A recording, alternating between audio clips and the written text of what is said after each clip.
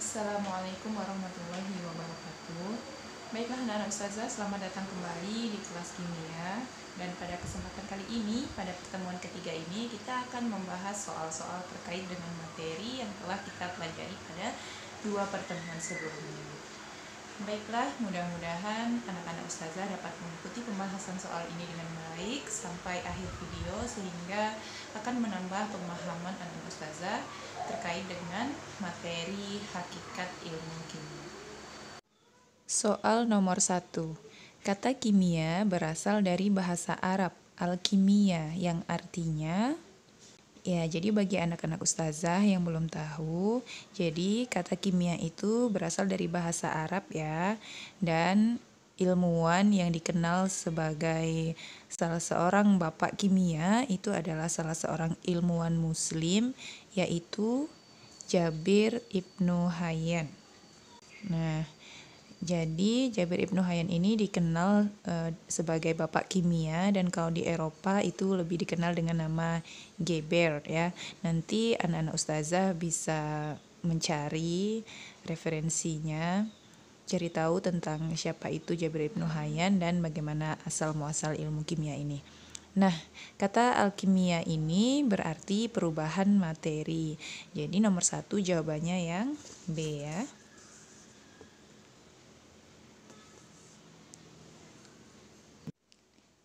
Etimologi lain mengaitkan kata alkimia ini dengan kata alkemi ya, yang berarti seni Mesir. Karena bangsa Mesir kuno itu menyebut negerinya Kemi, dan itu dipandang sebagai penyihir sakti di seluruh dunia kuno pada masa itu ya. Nomor 2, ilmu pengetahuan alam yang mempelajari tentang materi yang meliputi struktur, susunan, sifat, dan perubahan materi serta energi yang menyertainya adalah, jawabannya adalah yang A, ilmu kimia. Jadi, ilmu kimia itu adalah ilmu yang mempelajari tentang materi, yaitunya meliputi struktur, susunan, sifat, dan perubahan materi beserta energi yang menyertainya. Nomor 3, simbol keselamatan kerja. Simbolnya dapat kita lihat.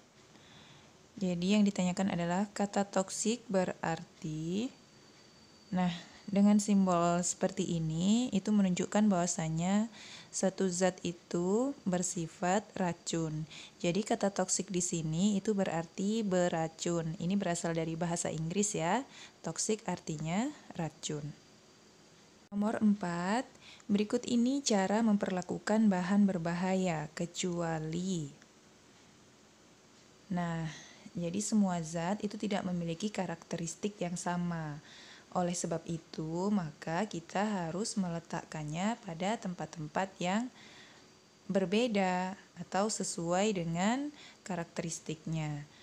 Zat yang mudah terbakar disimpan pada tempat yang cukup dingin. Tujuannya adalah untuk mencegah penyalaan tidak sengaja pada waktu ada uap dari bahan bakar dan udara. Lokasi penyimpanannya jauh dari sumber api. Kemudian tempat penyimpanannya harus terpisah dari bahan oksidator kuat atau bahan yang dapat mengoksidasi. Bahan yang mudah panas dengan sendirinya atau bahan yang bereaksi dengan udara atau uap air yang lambat laun menjadi panas. Di tempat penyimpanan tersedia alat-alat pemadam api dan yang mudah dijangkau. Jadi jawabannya di sini adalah yang B. Simpan semua alat dan bahan kimia di satu tempat yang sama. Tidak boleh ya. Penyimpanan bahan dan alat itu harus di tempat yang berbeda sesuai dengan karakteristik atau sifatnya masing-masing. Berikut yang bukan merupakan contoh perilaku ilmiah di laboratorium adalah yang C ya. Jadi kalau kita bekerja di laboratorium itu kita mesti mengenakan jas lab. Perilaku ilmiahnya, kemudian menggunakan pelindung mata juga, mengenakan sepatu tertutup, dan menggunakan peralatan dengan hati-hati. Dan kita tidak dibenarkan mencicipi bahan kimia yang ada di labor. Jadi jawabannya adalah yang C. Nomor 6, dugaan awal dalam metode ilmiah biasa disebut dengan A. Hipotesis, B. Kerangka teori, C. Teori, D. Masalah, dan E. Data. Jadi, dugaan awal dalam metode ilmiah ini kita sebut dengan hipotesis. Jawabannya adalah yang A. Nah, hipotesis ini adalah dugaan sementara dari hasil dugaan kita berdasarkan dari perumusan masalah. Kan sebelum hipotesis, langkah sebelumnya kita mesti merumuskan masalah ya. Nah, jadi untuk nomor 6 ini jawabannya adalah yang A, hipotesis. 7. Berikut ini yang termasuk metode ilmiah kecuali yang A, hipotesis termasuk ya. Yang B, menyusun kerangka teori termasuk. Melakukan kegiatan tanpa tujuan tidak termasuk ya. Jadi jawabannya adalah yang C.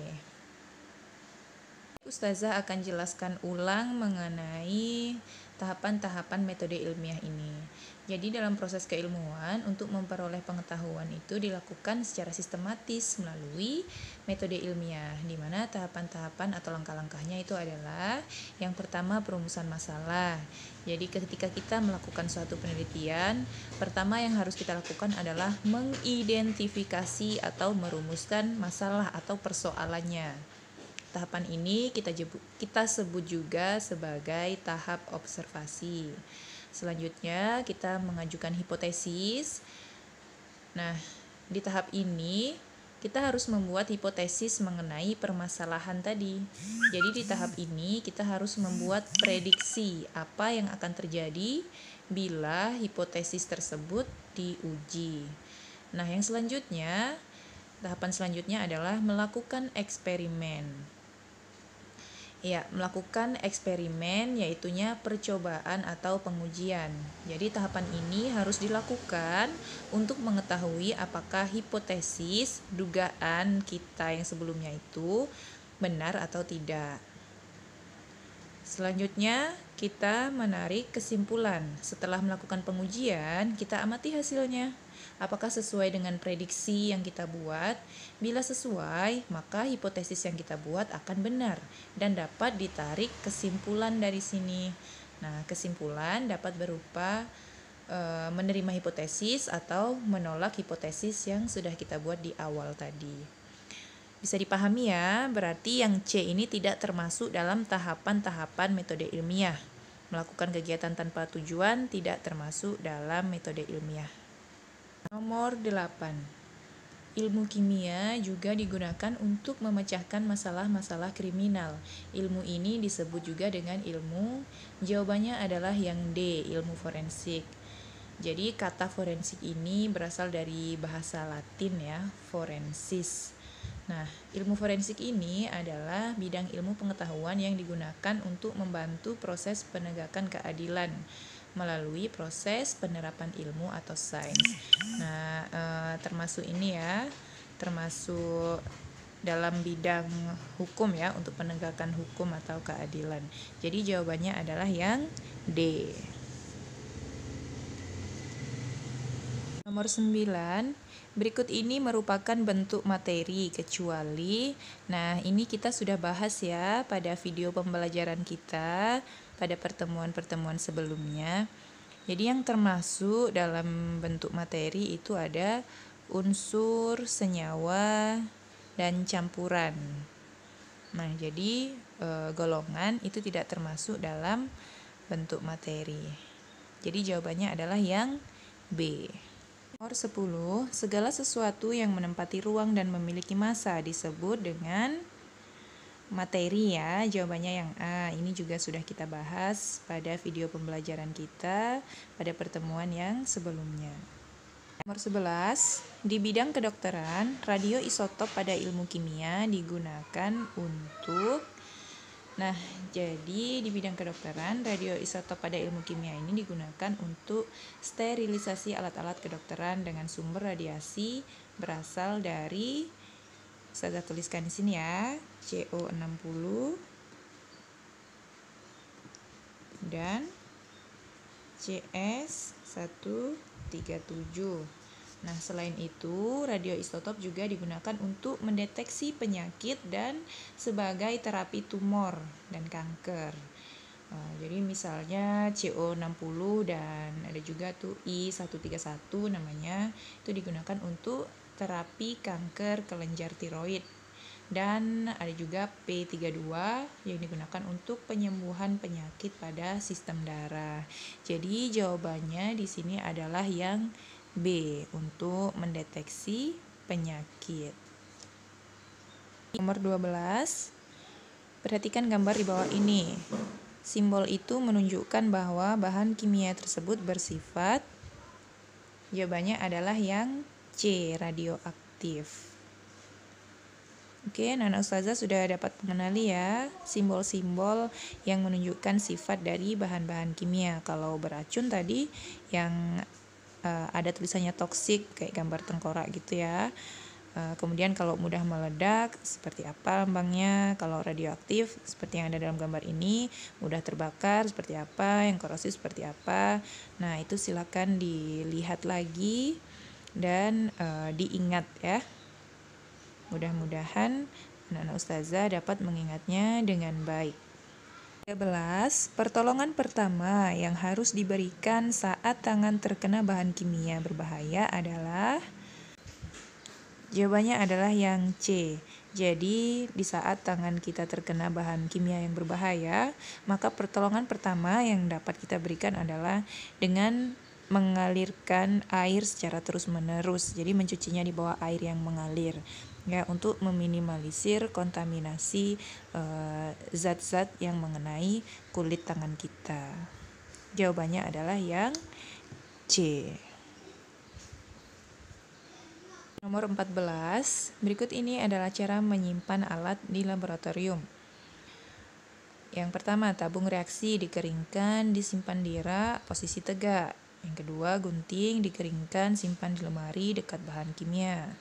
Yang ketiga, stopwatch dibersihkan, simpan dalam lemari terkunci.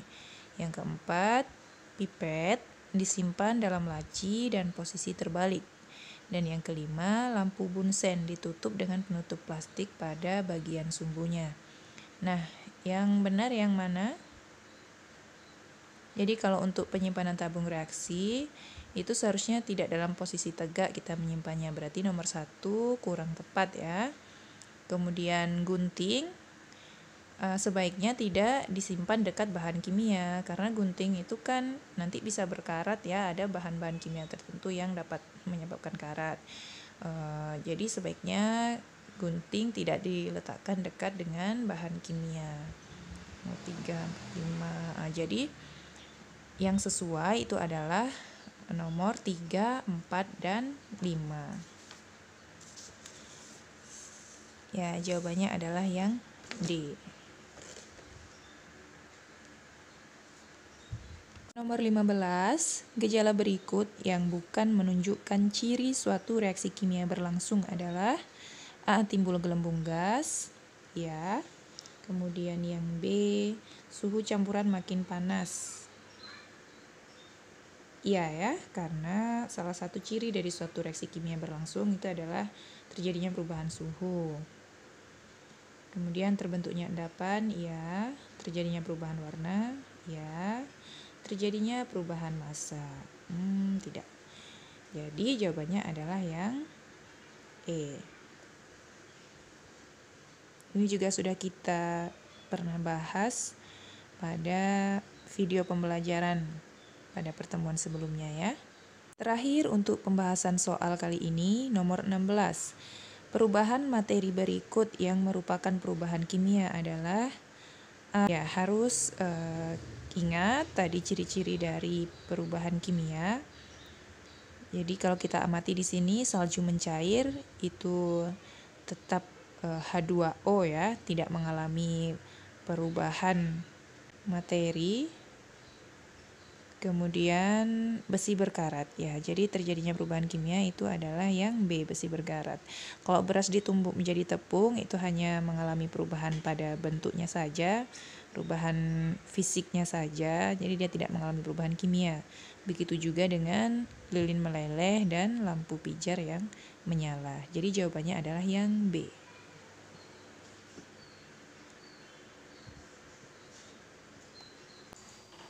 Demikianlah pembahasan soal terkait dengan materi hakikat ilmu kimia. Mudah-mudahan dapat menambah pemahaman anak-anak ustazah.